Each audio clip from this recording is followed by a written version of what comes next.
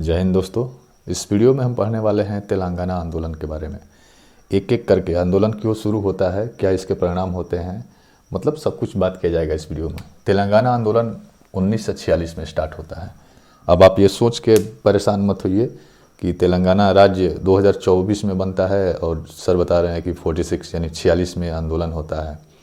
तो आपकी जानकारी के लिए बता दूं कि तेलंगाना जो अभी बना है वो ज़मीन 1946 में वहीं था, आंदोलन वहीं पे हुआ। ये बात क्लियर हो गया। स्टेट अभी बना हुआ है और जितनी भी हिस्ट्री की बुक है और जो भी एनसीईआरटी की बुक है सब कुछ अपडेट हो चुका है, तो आप आगे पढ़ेंगे उसको, ठीक है ना। ये क्लियर कर लीजिए। तेलंगाना राज्य जो अभी बना है वर्तमान मैप में आप देखिएगा वहीं पे आंदोलन हुआ, इसलिए इसे तेलंगाना आंदोलन अपडेट कर दिया गया है। ये 1946 में स्टार्ट होता है। देखिए क्या इसके कारण है, पहले ये देखिए। कुछ बेसिक बातों को ध्यान में रखते हैं। जब ये आंदोलन 46 में स्टार्ट हुआ तो 3000 गांव और 30 लाख लोग इस आंदोलन में प्रभावित हुए, ठीक है। इसके कारण का पता करते हैं कि आंदोलन हुआ क्यों। देखिए यहाँ पे एक वर्ड लिखा हुआ है देशमुखों।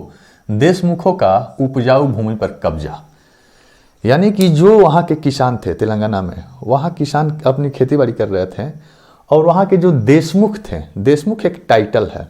टाइटल का मतलब कि जो जमीन का लगान वसूलते थे उनको देशमुख कहा जाता था।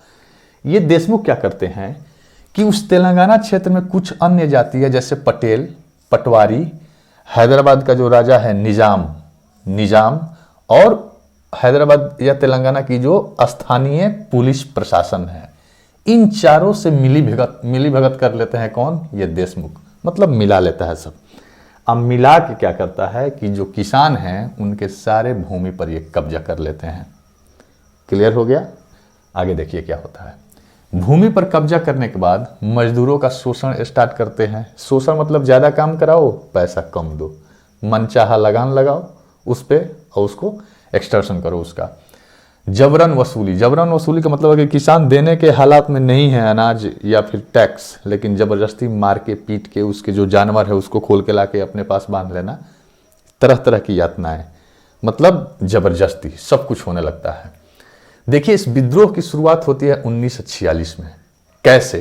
जब किसान परेशान हो जाते हैं इन देशमुखों से तो ये गुट बनाते हैं, मतलब गुटबंदी करते हैं। और गुटबंदी करके क्या करते हैं कि वहां पे नालकोंडा में एक जगह है जंगांव, नालकोंडा जगह में है जंगांव, और इस जंगांव में कुछ गांव के उग्रवादी टाइप के जो लोग होते हैं वो हमला कर देते हैं और एक देशमुख को मार देते हैं। यानी एक जो कर वसूलने वाला अधिकारी है देशमुख, उसकी हत्या कर दी जाती है। नालकोंडा में एक जगह है जगांव, वहीं के देशमुख को मारा जाता है 1946 में। और ये आंदोलन यहाँ से स्टार्ट होता है। आंदोलन नहीं, विद्रोह कहते हैं इसको। ये विद्रोह यहाँ से शुरू हो जाता है। आंदोलन भी कहिए, कोई दिक्कत नहीं है। अब देखिए होता क्या है कि जंगांव में तो हत्या की जाती है, लेकिन साथ ही साथ नालकोंडा के अलावा वारंगल और कम्मम इन दो जगहों पे ये विद्रोह फैलने लगता है। और इन दो जगहों पर भी देशमुखों पर हमला होता है और उन्हें जान से मारा जाता है। यह हमला कैसे होता है इस चीज को समझिएगा। ये गुरिल्ला युद्ध लिखे है ना, गुरिल्ला युद्ध का मतलब होता है कि लाठी डंडा पत्थर, मतलब किसी हथियार का यूज नहीं होगा। लाठी डंडा कहा जाता है कि इस आंदोलन में मिर्च के पाउडर, जो रेड मिर्च होता है, लाल मिर्च, उसका पाउडर भी लेके लोग जाते थे गांव वाले। एक का एक हमला करते थे। जैसे लोग सो रहे हैं, एक बार हमला किए, हमला करके उसको मारे और तुरंत वहां से भाग गए, क्योंकि इनकी संख्या कम थी। गुरिल्ला युद्ध में संख्या कम होती है, हथियार नहीं होते हैं। तुरंत ये लोग हमला करते थे, गांव पे मारते थे और मार के तुरंत भाग जाते थे। तो क्लियर हो गया कि 46 में एक देशमुख की हत्या होती है जगांव वाले जगह पे, फिर वारंगल और कम्मम में ये फैल जाता है और अन्य लोगों को भी मारा जाता है। कहा जाता है कि अगस्त 1947 से लेकर सितंबर 1948 तक, जी हाँ कान खोल के आप लोग सुन लीजिएगा, यहाँ पे हम लोग आज़ादी मिल रही है, हम लोगों को यहाँ मिल चुकी है 48 तक, लेकिन अगस्त से सितंबर 48 तक ये चरमोत्कर्ष पर रहता है।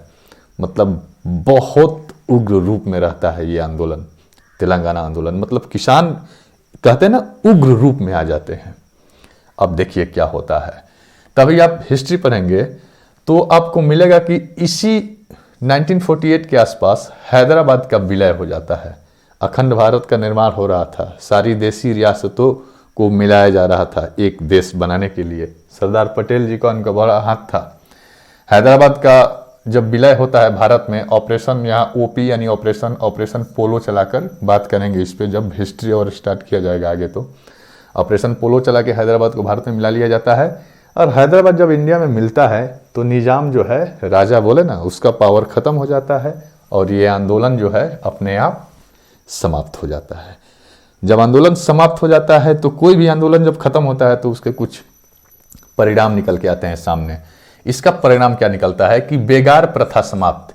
बेगार का मतलब समझ रहे हैं? जैसे गांव में लोग बोलते हैं ना कभी कभी कि बेकारी है, उस बेकारी को कोई बेरोजगारी कहता है और उसी बेरोजगारी को यहाँ बेगारी कहा जाता है। बेगारी का लेकिन अर्थ यहाँ दूसरा है, किसानों से काम करवाओ और शाम को जब पैसा मांगने आए तो उसे मार के भगाओ, यानी उसको पैसा मत दो, जबरदस्ती काम करवाओ, मार के पीट के कैसे भी। ये है बेगारी, मतलब एक तरीके से शोषण कह सकते हैं। ये समाप्त किया गया और ये समाप्त करके मतलब एक नियम बनाया गया कि जो किसान हैं वो मजदूरी करेंगे तो उनको पैसा मिलेगा और वो पैसा जो भत्ता था मतलब वो बढ़ा दिया गया। मतलब पैसा जो दिया जाएगा उनका काम करने के एवज में वो पैसा थोड़ा बढ़ा दिया गया कि मजदूरी जितना करेंगे उस हिसाब से उनको उचित पैसा दिया गया। दूसरी चीज़ थी कि जो ज़मीन ये देशमुख कब्जा किए थे, एक देशमुख थोड़ी था कि वो कब्जा करके रखा था भाई, बड़ा स्टेट है तेलंगाना। कल्पना कीजिए आप, बहुत सारे देशमुख होंगे, बहुत सारे किसान होंगे, हजारों गांव। इसमें बोला जा रहा है कि 3000 गांव और 30 लाख लोग प्रभावित हैं इससे। कितने देशमुख उसमें मारे गए। तो जो कब्जा किए हुए थे देशमुख ये सारी ज़मीन, उसको किसानों को उन ज़मीनों को वापस कर दिया जाता है, यानी किसान वापस उस ज़मीन को प्राप्त कर लेते हैं। लगान जो है, लगान की जो दर है, कीमत, वो तय की जाती है। साथ ही साथ खेतों की सिंचाई के लिए उचित सुविधा की व्यवस्था की जाती है वहाँ पे। तब जाके ये आंदोलन समाप्त हो जाता है। बहुत बड़ा आंदोलन था। एक एक आंदोलन को जानना आप लोगों के लिए इसलिए ज़रूरी है कि सिर्फ ये याद कर लेने से, मैं बार बार बोल रहा हूँ कि तेलंगाना आंदोलन 1948 में शुरू हुआ था, ये याद करने से कुछ होने वाला नहीं है। कंपटीशन इतना टफ होते जा रहा है दिन पर दिन कि कौन सा क्वेश्चन कहाँ से घुमा के पूछेगा आप खुद नहीं सोच सकते हैं। इस टॉपिक को आपको क्या लगता है कि मेरे बताने का सेंस क्या है? इसमें से अगर चाहे तो आप भी सोच लीजिए, 2 से 3 क्वेश्चन आराम से निकल सकते हैं, 5 क्वेश्चन तक निकल सकते हैं इस 5-7 मिनट के वीडियो में। तो इसको ध्यान से देखें, एक ओवरऑल कॉन्सेप्ट अपना क्लियर कर लें ताकि कहीं भी क्वेश्चन इससे बने तो कोई भी क्वेश्चन आपसे मिस ना हो। आगे भी इसका वीडियो आपको मॉडर्न हिस्ट्री का मिलता रहेगा। आप लोग स्क्रीनशॉट लीजिए, अच्छा लगे तो चैनल को लाइक, सब्सक्राइब और शेयर कीजिए। जय हिंद, नमस्कार।